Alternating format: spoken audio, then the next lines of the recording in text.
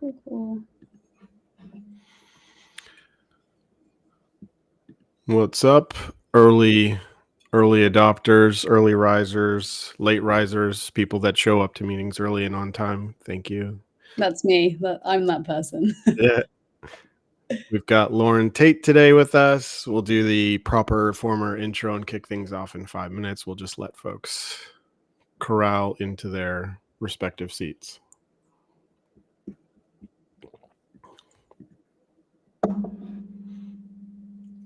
I'm just having some good old technical problems, as is always the case, just as you begin a webinar. So do bear with me whilst I try and get this You've fixed. memorized the slides, right? I have, but they're cool slides. So I want you guys to see the slides so that you know the cool stuff that I'm talking about as well.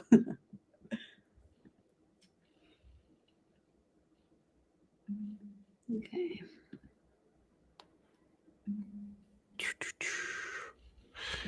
Folks can, if you're watching on LinkedIn and if you're watching on YouTube, you can just add comments just to chime in and say hello. I'll be keeping an eye on that while we have our chat with Lauren today. Yeah, and we'll get started in a few minutes here.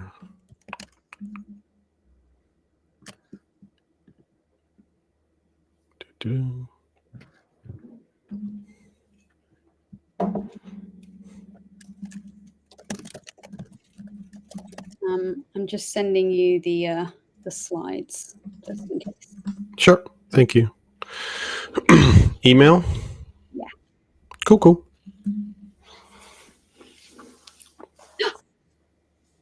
Working. Of course. Always at the last minute. There you go. Yes, the webinar gods are smiling down on us today. Yeah. What kind of prayer does one need to say in order to get good favor from the gods of webinars? Well, it's a secret. I can't share my tricks. That's the real webinar that people would show up for, right? Yeah, that's so true. Like, I need this tip. Maybe one day. So it's always nice to chat with a fellow talent acquisition professional. You're out in the UK? Yes, correct. Yeah, I'm kind of in between, for those who know it, Brighton, down on the southeast coast, and London. So I'm kind of like halfway between the two. Nice. Yeah.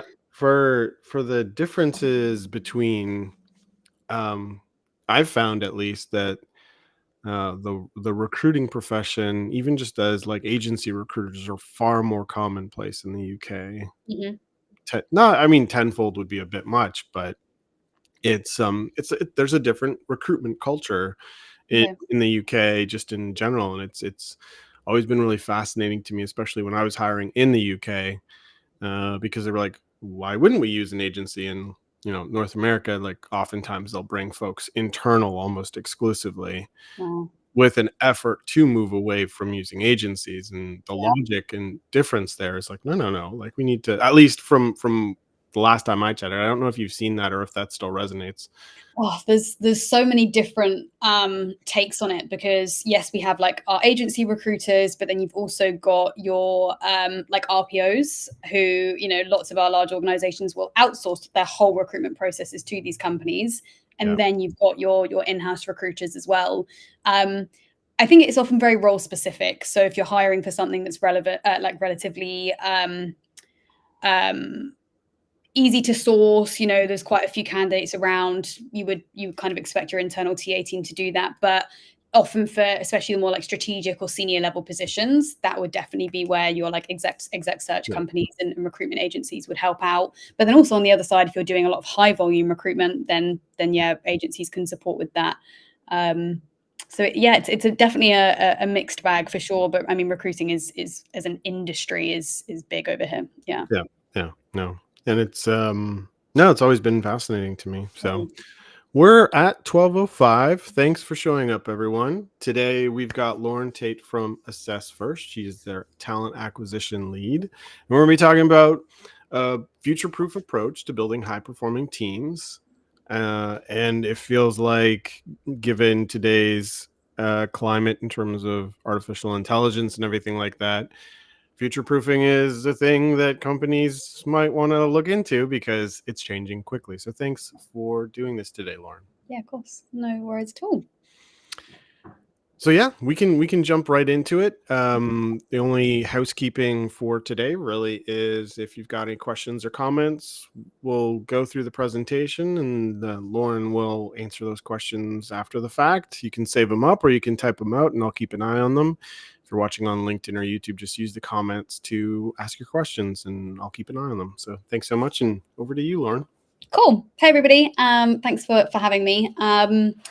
Going to dive straight into our kind of process really, and why we do what we do. The kind of cold hard truth of it is that our traditional methods of hiring, they aren't really as successful as we would hope for them to be. And research done by Mark Murphy basically shows us that actually within 5 months, 17% of people fail within an organization. Within 12 months, that increases to 36%. And within 18 months, that increases to a whopping 46% of people. But ultimately, when we kind of look into the data of this and we try to figure out, well, why are they actually failing? What's the lack of alignment here? It's not because of technical skills. It's not because they don't have the ability to do the job. It's because of a lack of behavioral skills. And this is looking at things like attitude, alignment to culture. And that's massive because actually when we think about that traditional recruiting method, what does that focus on? It's focusing on the technical skills. It's not really diving into the behavioral skills that ultimately are going to be the reason that a lot of people are leaving your organizations. So the kind of basis of AssessFirst and what we do for our clients is to help them understand who their people are. This is both pre-hire and post-hire. So we work on a kind of talent development, talent management solution as well. To make sure that you understand who your candidates and your employees are away from the interview situation or away from their work environment. You know, what are their most natural talents? What are their key motivations? What really drives them energy-wise? And how do they make decisions? So essentially, you've got this toolkit really that's personalized to every single one of your employees, every single one of your candidates. That means that you have this data to draw on, and yeah, to ultimately know who they are in a much more organic way. So as mentioned, we look at 3 areas. So personality, which is the kind of tip of the iceberg, really. It's the thing that you get a relative idea about when you meet somebody. We also then dive a little bit deeper, as I say, to look into energizing behaviors, you know, what gives someone drive in the workplace, but what also detracts from that. And then also actually how do they make decisions and how can they handle complexity as well. We do this through our 3 assessments. These are called Swipe, Drive, and Brain. The thing with us is that we really prioritize the journey of the candidate because ultimately assessments, you know, they're not the they don't have the greatest reputation from a candidate side of the coin, right? Like often people don't know why they're having to take an assessment. They're super intense. They're super long. There's no real concept of the candidate being at the center of this journey. So we've designed our assessments entirely around our candidates. So Swipe is image-based. You know, it's very similar to how we use our phones every day, right? We're swiping up on Instagram, we're swiping left and right on dating apps, all of those types of things. Then we have Drive, which is based on motivations. And this is basically selecting a phrase that's best suited to you. Which kind of aligns most with your energizers, and then Brain, which is looking at decision making. But again, we've tried to make this as candidate friendly as possible. So it's basically pattern recognition. And all of these 3 assessments all together take about 25 minutes, but they can all be taken separately in like 5-minute chunks, 7-minute chunks. So you can divide those out and kind of fit them around when works for you. So the key is really to take the data from those assessments that we have from our candidates. We at AssessFirst will create algorithms with you based on what good looks like within your organization. And then basically you're comparing the candidate's results to the benchmark model of what good looks like within your team. And then our solution will give you those predictions as to who should be a good fit within your organization. Not just based on can they do the job, but will they align with your culture and will they be aligned to your vision of an organization as well. So essentially, it comes down to being able to make decisions that are evidence-based and objective. And it's not to say that, every single decision you make, AssessFirst will challenge. Ultimately, it's not going to be the case. Lots of the times, the decision and the kind of opinion you form of a candidate will be reinforced by AssessFirst. However, you have the data from our solution to back up that decision and to also look back on in 6 months' time and go, actually, yeah, we are starting to see, patterns around the people that we hire and these certain types of personality traits and motivations. So it all really comes down to, out of a candidate pool that, can be filled with all sorts of candidates, we give you not just access to the top group of people, but the very, very best within that candidate pool, who you have the confidence to know, as we say, are going to be a great fit for your team and are going to be a great fit for the role as well. The key kind of thing to bear in mind when we look at AssessFirst's background is that we were a HR consultancy when we began back in 2002. Science and psychology is at the foundation of everything that we do, and we invest 20% of our profits every single year back into our science function. We were just talking actually before we went live about some of the research papers that AssessFirst have put out. But we have 42 scientific publications over the last 3 years, which is significantly higher than other assessment providers in the space. We travel all around the world presenting our research to congresses in psychology. We work with universities, and it's a real focus for us to not just kind of be following the science that exists in this space, but ultimately creating the most up-to-date research. And of course, particularly when we look at the things like AI, that's what people want to see. People want to know that they can trust what they're putting out, really, and trust the solution. And how do we provide that? Well, we show the research evidence behind the decisions that we help you make. So what does this look like for our clients? Clients see up to 40% increase in performance. And again, Martin and I were literally just talking about a client that is just seeing some absolutely crazy results in terms of their performance increases.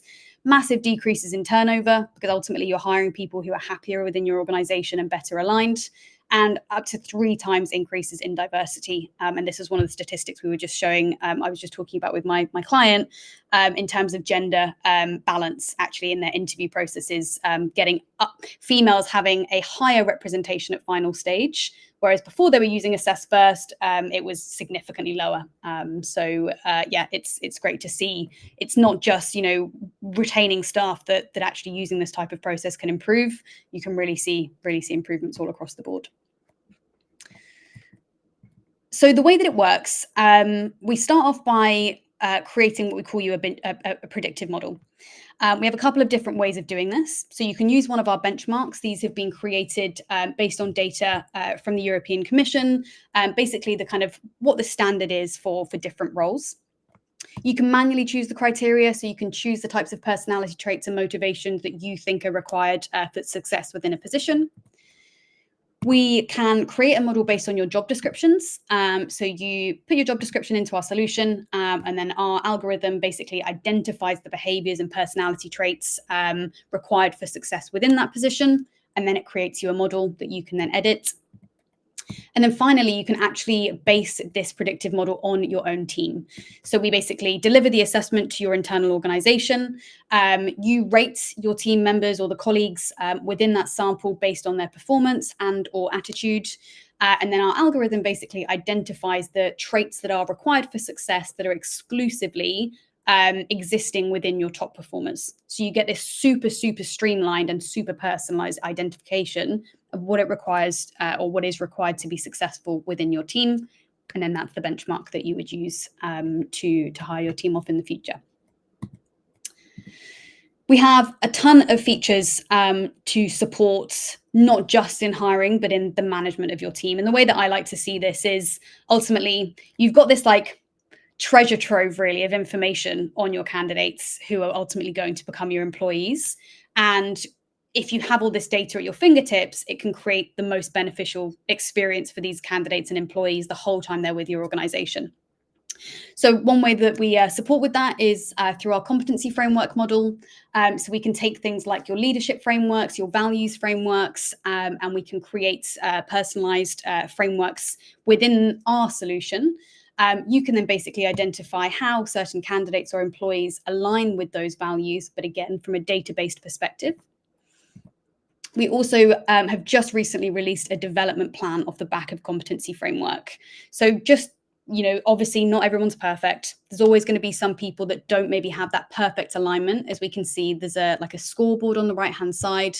Let's say, for example, I had a 3 for planning and organizing. Our competency framework model would actually create you a personalized program of steps you can take to improve your ability to plan and organize, and to basically reinforce your ability to display this behavior when it's required at work. Of course, when it comes to recruiting, we've already touched on the kind of objectivity of how we support this decision, and we will give you kind of figures and color coordination to understand how well someone is likely to succeed within your team and how well they will be likely to be energized by your organizational mission. We look at things like how certain people will work together within a team. So, for example, this is me and Arthur. He's one of my colleagues in the international team. We've got on the left-hand side a concept of how well we would work if I was his manager. So basically looking at our profiles, the type of management styles that I kind of represent, how well they align for what Arthur's looking for. And then we have affinity as well. So this is looking at how well we would work in different situations. So actually we can see that in terms of interaction, we've got a 73% alignment. It's a great alignment. And then at collaboration is an 85% alignment. What's cool from this is that it would actually break down in detail where we're similar and where we're different. So actually the ways in which this is most beneficial is when there's conflict. If there's someone in your team that, someone's really not seeing eye to eye with, we have clients that will use the affinity functionality to explore where these people have maybe different natural talents or different motivations. And then they can use this to overcome that and understand, well, how can I see things from somebody else's point of view? We want to make sure that managers stay as centralized to these processes as possible. But a big area of feedback is managers don't want to go on to a solution and have to read reports, and they're going to get bogged down in the detail. They just need to have the information readily available to them in a very digestible manner. So we created our manager account functionality, which does exactly that.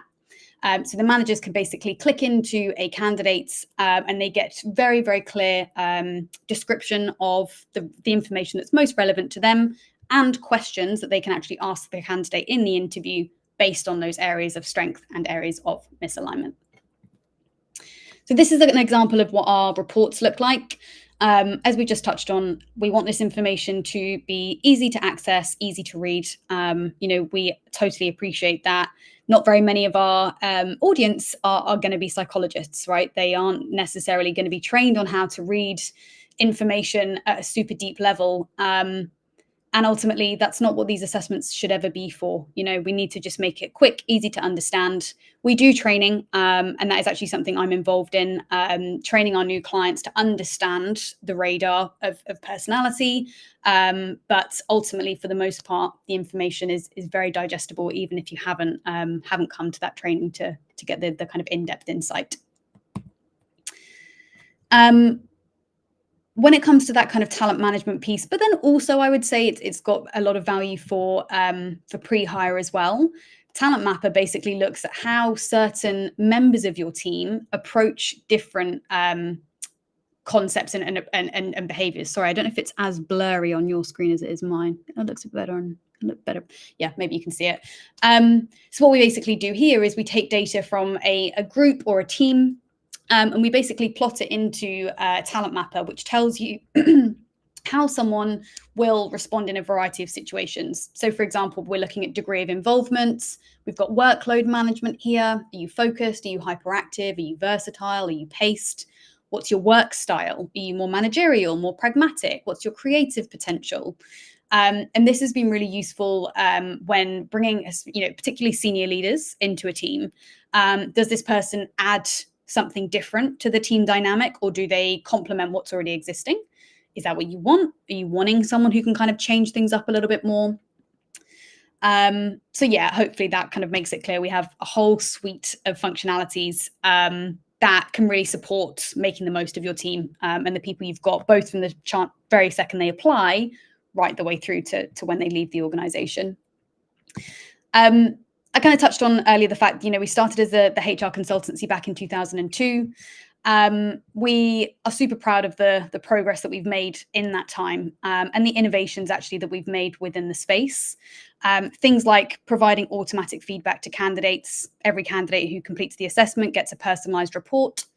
We have divided the time by 3 in terms of the length that it takes to take the assessments. Again, based on the feedback we got, people didn't want to be spending 45 minutes or an hour taking assessments. They wanted it to be short. They wanted it to be super easy to access. Especially since the kind of 2015 time, our innovations have increased and increased and increased, taking us up to where we are today. But ultimately, what that shows is that we are never happy with where we are. We always want to be moving forwards. We always want to be improving what we put out to the world based on the feedback that we get. One of our latest and kind of most, I would say, innovating developments was actually the development of Swipe. It totally moved us away from this concept of, education, academic looking experiences for assessments. And it moved us into, we're looking at personality. We're looking at what makes someone unique. What are people familiar with in terms of how they operate day to day? How can we bring the phrases that people are familiar with into what we're asking them to provide to us in the assessment? And Swipe has been extremely well received in terms of both the psychological community, but also our candidates as well. These are some of the Google reviews that I took literally in the last couple of weeks, and you can see for yourselves. People are describing the experience of taking an assessment as fun, which I just think is where we want to be. I found the assessments to be a refreshing change from other personality tests, the best and most fun application I've ever had. Had a fun experience. It's a fantastic tool to better understand yourself and others you work with. Much more engaging and mindful experience compared to other more traditional tests. And I think when it comes to future proofing, this is exactly what we want to be known for. It's about taking that leap forward, doing things differently, but really having the results pay off, both in terms of the candidate experience, but also in terms of the value for the client as well. On the right-hand side, we've got a little snapshot of the type of report that you as candidates will receive. So, for example, you're able to look at, okay, what are my main strengths? What are my main motivations? What can I develop? What are my areas of development? What type of culture am I best suited to? So we want to make sure, even if a candidate's not successful within your organization, they leave that process having gained so much knowledge about themselves, but also really understanding why your organization isn't the best fit for them. And this is all data that we provide as well. So here's some of the companies that we're working with at the moment. The cool thing is that we're very sector agnostic, because ultimately it doesn't matter whether you're in retail or investment, consulting. We're all struggling with the same challenges in recruiting, which is finding the people that are best suited to us. So yeah, we'd be happy to speak with anyone from any sector really, and be able to show you the work that we've done elsewhere. And that is me rattling through super quick. So yeah, that's amazing. That's me. Thank you so much, Lauren. No, it was really cool to see. That's such a nice badge or feather in your cap, so to speak, in terms of the Google reviews. Typically, you don't really find that with software in the way that, like, a person who took this test versus either somebody who worked there or ended up being. Oh, lost her for a second there. We've got you back there. Oh, weird. Don't know what happened. Sorry. I don't know. Too many compliments. You're like, no, I'm out. No, I was just saying that it was just cool to see that you've got the folks, like there's a third party sort of like you're a few users removed, right? You've got the customers that you Yeah. work with, right? And that's the platform that you're building for, but you're also building for a second set. Um, and yeah, weird. Don't know what's going on. Yeah, Oh, I'm here. I am there we here. go. Yeah. Yeah, it keeps Yeah, it blipping does. out there. Well, I mean, for the folks that are still on and listening in, if you've got questions, feel free to add them to the LinkedIn chat, as well as the YouTube chat. In terms of, I guess, well, not sure what's going on. I'll keep my finger on there's a little toggle switch, so anytime you disappear, I'll just be ready to push you back in there. In terms of your line of sight, and again, we were talking about this before we jumped into the presentation, but just your experience in terms of like recruitment, there's always this interesting convincing almost, or this interesting, like you have to sell this, like if you're not currently doing assessments, right? It's a solution to consider. I'm curious how, if there's sort of best practices that you've seen out there that just help companies get to the place, okay, we haven't done any assessments, we know we need to do something. Is there a breadcrumb trail that's like standard that you would leave for executives and talent acquisition leaders looking to convince people that, like, hey, that we need to consider some form of like formal testing? Um, I think the first thing I always say is to do an audit of your existing process. What work through or walk yourself through that journey as a candidate step by Mhm. step, and then walk yourself through it through the lens of a recruiter or a TA manager, but in terms of how it's actually helping you improve your KPIs. Where is it actually taking away from your KPIs? And once you've got that audit and you can start being like, okay, the candidate experience actually, when we really look at it, isn't that great. It's maybe a long time for candidates to get feedback. They're maybe not getting particularly constructive feedback. Actually, our time to hire is pretty long. This is causing a drain on resources because our hiring managers are going without someone in role for a long time, et cetera, et cetera. It's then your case is a lot easier to prove if you can then be like, well, here's the evidence that bringing an assessment in is going to significantly reduce the problems that we're facing. When it comes then to assessments, it's a lot easier if you know that lots of other people within your sector have already taken that step. It's actually one we've seen with recruitment agencies massively in the last 2 years. Like 2.5, 3 years ago, people were starting to be interested in using assessments internally. But now it's become almost a requirement, and I'm speaking to people that I know in recruitment who are managing their own organizations, and they're like, we know we need to do this because everybody else is. So yeah, finding other companies that have already seen the benefits of investing in a solution obviously is going to help make that decision a little bit easier for management.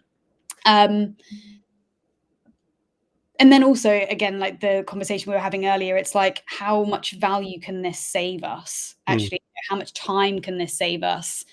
Linking back to the future proofing, how is this going to help us retain active talent pools?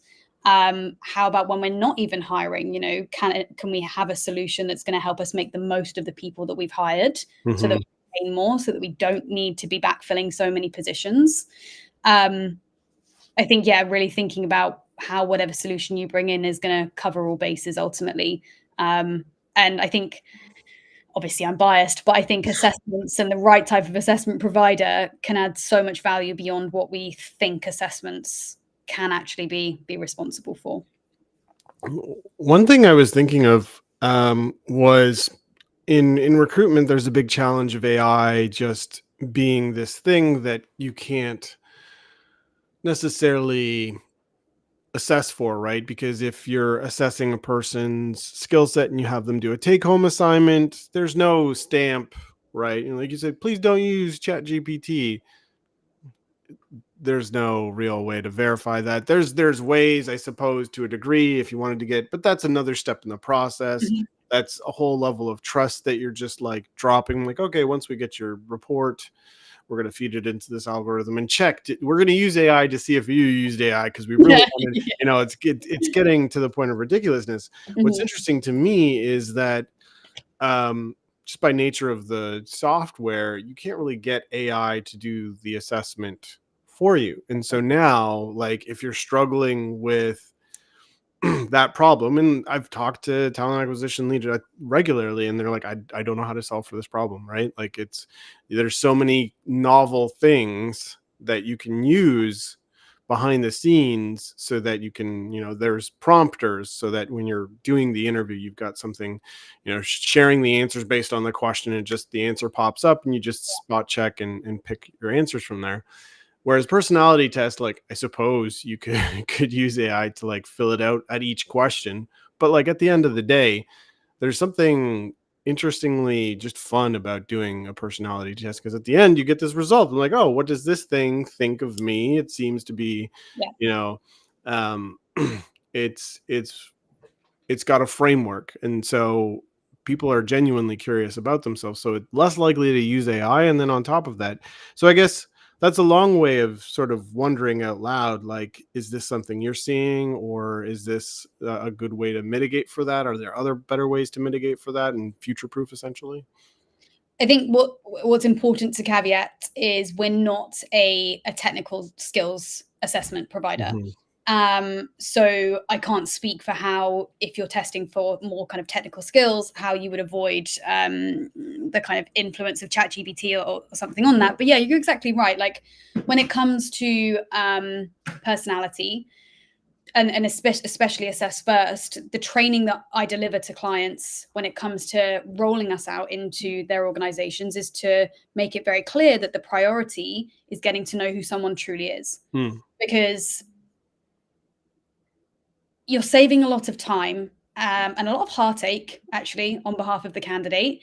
If you can tell them at the start of a process, we're not the right organization for you because these are your natural talents. Here's what you're motivated by. And it's the total opposite of what it takes to be successful within this Yeah. team. We can either find this out now or we can find this out in 6 months' time when you don't pass probation. And then you're, back out looking for a job with a week's notice. Yeah. Um, and if you can kind of get that across in a slightly less blunt way to a candidate at the start, they are then kind of bought into the concept of, okay, well, yeah, I'm going to give 25 minutes to take the assessment. It's either going to show this is going to be worth my time and Hmm. worth my investment, mentally and physically to start this job, or actually they're going to come away from it going, this isn't the right place. And I personally have done this with candidates where I've been like, look, I know the culture of these 3 other tech companies that are going to be way better suited to you based on the results that your profile has given me. I highly recommend that you go and interview there.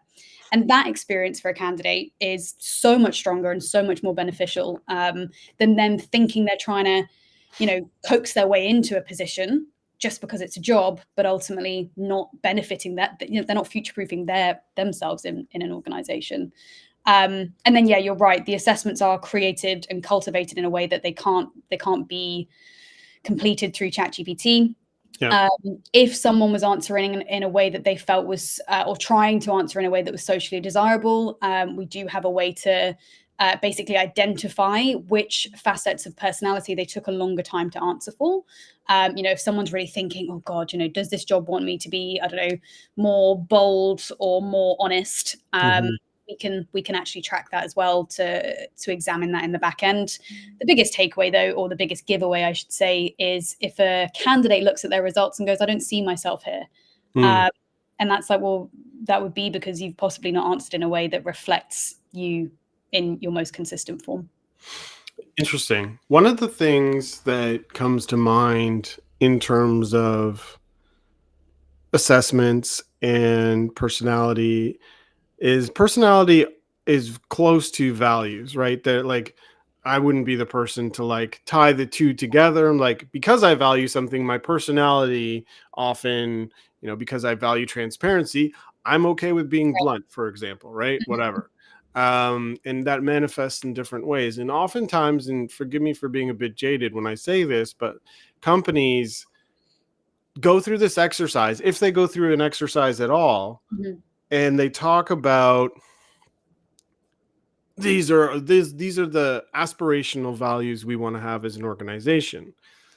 And so if they go through that exercise, if they do, great, that's good, but it's still aspirational. Whereas once you've mapped out your company's new talent from a personality perspective, that's rooted in a framework that's objective and Mm. scientific, in theory, you have almost like if you said, hey, these are our values, the ones that we came up with, aspirational or otherwise. Mhm. And then this is what, AssessFirst is saying about our team. And it's like, in theory, you could mix and match and sort of like look at both of those aspects of the business and say, okay, like this is what we're aspiring to, but this is the core of our employee base thinks in this way, and maybe they don't align. Do you have clients sort of using it from that perspective as well to sort of like inform or? Yeah, absolutely. So there's two sides to the benchmark models that we create. So one is typically based from a job description, Yeah. or it's based on people who are within a specific team doing a specific job. So it's very, very role specific, and those would be the benchmarks you would compare your candidates against once they are being interviewed for that particular role. However, we also have the competency framework side, which is much more based on, as you say, a company's overall values. So these are broader. They tend to be, a way in which you perceive certain things, what your overall approach to certain tasks would be. And we would work with an organization to basically bring their leadership values or their overall company values, and we turn them into AssessFirst speak. So we basically look at, okay, so what personality traits does it take to be what's an example? Like someone who's like a motivational coach, for example. You might have that as a type of value, for example, in leadership. So we would then break that down and go, okay, what does someone need to be motivated by? What are their most natural talents, their natural personality traits? And then, yeah, companies, of course, the first thing they do is go, cool, well, let's compare this framework to our Mhm. existing leadership teams and see how well that they correlate. Yeah. I have actually just done one, and I sent it to some members of my team because I was like, they got tens. They got tens against the framework we created for their leadership team. So ultimately, if your leadership team are really aligning to your values, you would see a match. And if not, then that's when we've got things like the development feature to say, well, look, here are the ways in which you can improve.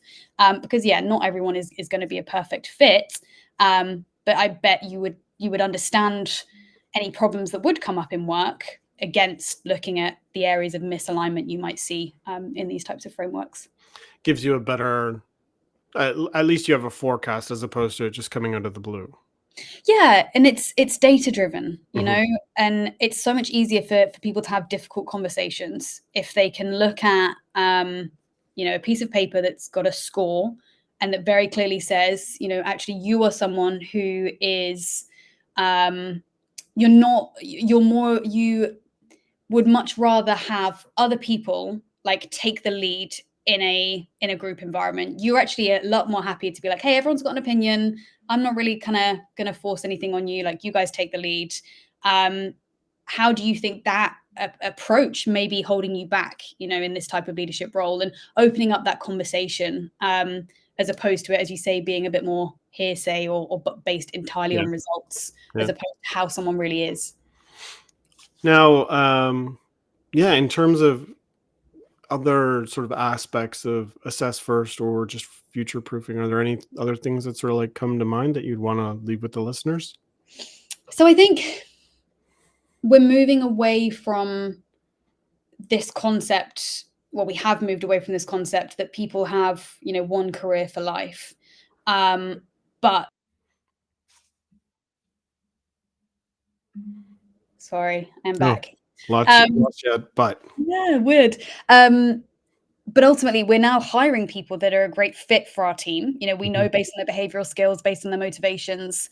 But it's these soft skills that we can repurpose ultimately, and we can continually be like, let's utilize the people we've got. through things like internal mobility. Let's make sure we're promoting them into the roles that really align with who they are, to ultimately make the most of the hires that we're creating, that we're making. And from a kind of more crude ROI perspective, like, how do we get the most out of the people that we're investing in by bringing them into the organization? And the future proofing and the high performing teams aspect comes from retaining your best staff. You might hire the best people in the world, but if you can't retain them for longer than a year, then you're never going to create true high performing teams that are gelling and consistent, and working towards something new.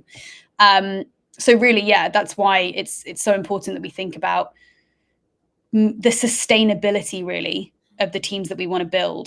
Mhm. But actually, by having, I don't know what's going on here. I'm glad this didn't happen in the presentation. I Yeah, think no. it would.